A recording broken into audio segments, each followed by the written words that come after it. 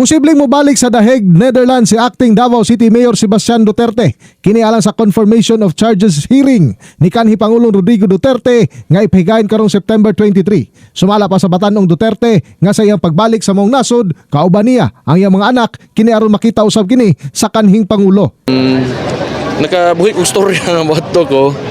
Di po sigurado kay natagan man may mga magigsuon po.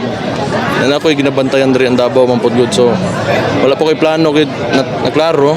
Samtang itugyan na lamang ni Mayor Baste nga to kay Vice President Sara Duterte ang mando sa ICC nga limitahan ang impormasyon nga ipagawas kay FPRRD samtang ana kini sulod sa detention facility. Just do not have too much confidence in this institution because of they are detaining somebody without any valid reason. Kahinunduman nga niya itong malabay nga bulan, dungan nga may bisita si Mayor Baste kauban niya maigsoon sa Daheg, Netherlands, subay sa hangyo sa ilang amahan.